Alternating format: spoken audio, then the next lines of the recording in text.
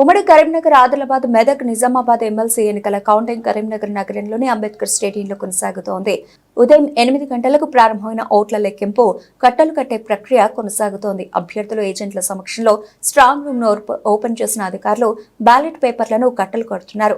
ఇక ఉపాధ్యాయ ఎమ్మెల్సీ ఫలితాలు మాత్రం ఈ రోజే వెలువడే అవకాశాలు కనిపిస్తున్నాయి. అయితే పట్టభద్రుల ఓట్ల లెక్కింపు ఫలితం రావడానికి మాత్రం 2-3 రోజుల సమయం పట్టే అవకాశం ఉన్నట్లు తెలుస్తోంది. ఇక ఇదే అంశంపై కౌంటింగ్ కేంద్రం నుంచి కరీంనగర్ జిల్లాను మా ప్రతినిధి శ్రీనివాస్ మరింత సమాచారాన్ని అందిస్తారు. కరీంనగర్, మెదక్, నిజామాబాద్, ఆదిలాబాద్ పట్టభద్రుల ఉపాధ్యాయ ఎమ్మెల్సీ స్థానాలకు 27 నాడు జరిగిన ఎన్నికల ఓట్ల లెక్కింపు ఉదయం 10 గంటలకు ప్రారంభమైంది.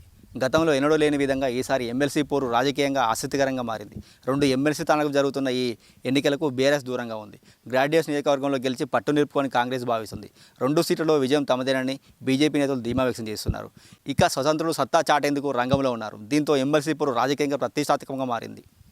2 ఎమ్మెల్సీ స్థానాల కోసం మొత్తం 71 మంది అభ్యర్థులు బరిలో నిలవగా కరీంనగర్, మెదక్, నిజామాబాద్, ఆదిలాబాద్ పట్టభద్రుల నియోజకవర్గంలో ఎమ్మెల్సీ ఎన్నికల్లో ముఖ్యంగా కాంగ్రెస్ అభ్యర్థి నరేందర్ రెడ్డి, బీఎస్పీ అభ్యర్థి ప్రసన్న హరికృష్ణ, బీజేపీ అభ్యర్థి అంజిరెడ్డి, ఫార్వర్డ్ బ్లాక్ అభ్యర్థి రవీందర్ సింగ్ పోటీ పడ్డారు. స్వతంత్ర అభ్యర్థి శేఖర్రావుతో పాటు మరో 55 మంది బరిలో నిలిచి గెలుపు కోసం చివరి నిమిషం వరకు హోరాహోరీగా ప్రచారం కొనసాగించారు. పోలింగ్ సరళను బట్టి నరేందర్ రెడ్డి, హరికృష్ణ మధ్యన తీవ్ర పోటీ నెలకొందన్న ప్రచారం కొనసాగింది. ఇదిలా ఉంటే గతంలో ఎన్నడూ లేని విధంగా ఎమ్మెల్సీ నియోజకవర్గ వ్యాప్తంగా సైలెంట్ ఓట్లు భారీగా పోలయ్యాయి. ఇదే జిల్లాలకు చెందిన ఉపాధ్యాయ ఎమ్మెల్సీ నియోజకవర్గంలో బీజేపీ అభ్యర్థి మల్క కొమరయ్య, పీఆర్టీయూ అభ్యర్థి వంగ మహేందర్ రెడ్డి, జాక్టో అభ్యర్థి ఎమ్మెల్సీ కూర రఘుపతి రెడ్డి సహా 15 మంది పోటీ చేస్తున్నారు. ఇక్కడ ఫలితంపైన ఉత్కంఠ నెలకొంది.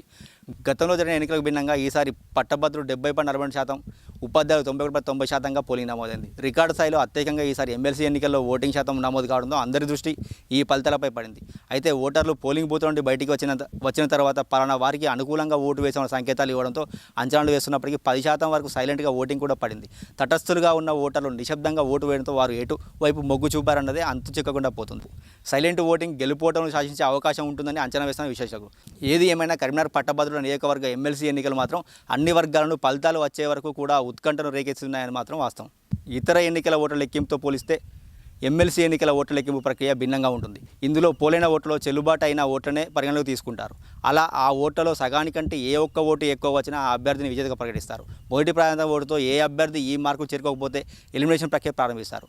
గెలుపు కోటకు సరిపడిన ఓట్లు ఎవరికైతే వస్తాయో అప్పటి వరకు మిగతా ప్రాధాన్యత ఓట్లను లెక్కిస్తారు. ఈ విధంగా మొదటి ప్రాధాన్యత తర్వాత రెండో ప్రాధాన్యత ఓట్లను లెక్కిస్తారు. అయితే పోటీ చేసిన అభ్యర్థులు అందరికన్నా మొదటి ప్రాధాన్యత ఓట్లు తక్కువ వచ్చిన అభ్యర్థి నుంచి ఈ ఎలిమినేషన్ ప్రక్రియ ప్రారంభమవుతుంది. ఈ క్రమంలో అభ్యర్థులు సాధించిన మొదటి ప్రాధాన్యత ఓట్ల జాబితాను తయారు చేస్తారు.